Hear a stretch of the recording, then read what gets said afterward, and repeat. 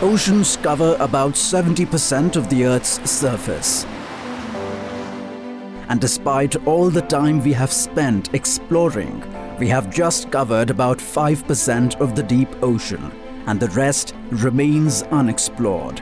As the resources on Earth deplete and the danger of deteriorating the natural balance increases, scientists have started working on finding alternatives in the deepest depths of the oceans.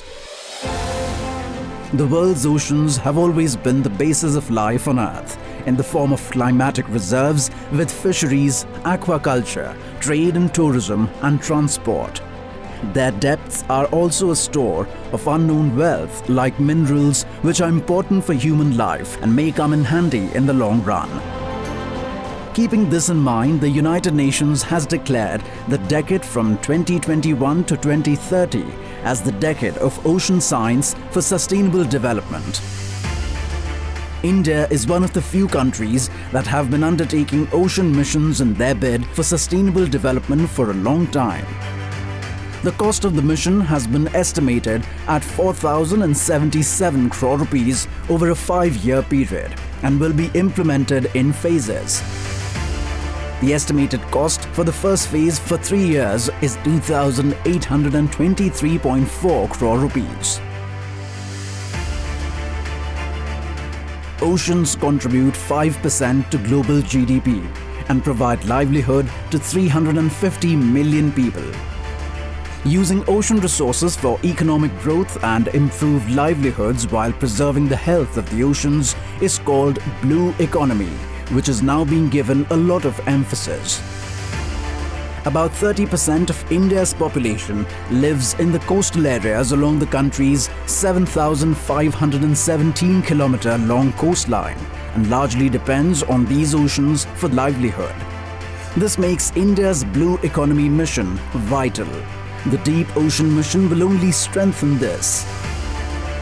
The 6 main components of the Deep Ocean Mission include development of technologies for deep-sea mining and manned submersible, development of ocean climate change advisory services, technological innovations for exploration and conservation of deep-sea biodiversity, deep ocean survey and exploration, energy and fresh water from the ocean, and advanced marine station for ocean biology.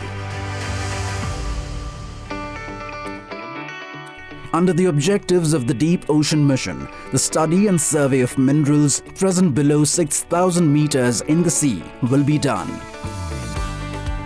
Potential sites of minerals such as multi-metal hydrothermal sulfides in the mid-oceanic ridges of the Indian Ocean will be explored and identified.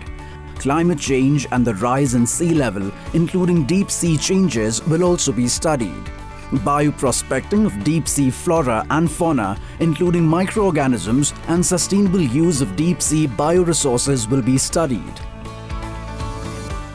Currently, only America, Russia, France, Japan and China are capable of such a campaign.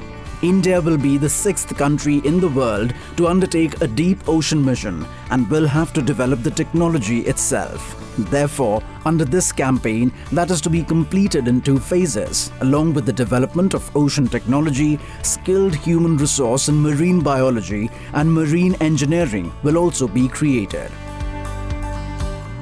The country's leading institutions and private industries will get a new opportunity in the development of indigenous technology that is required for mining in the oceans. The development of small and medium enterprises and startups will be accelerated due to the establishment of necessary infrastructure for the design, development, and construction of equipment and ships.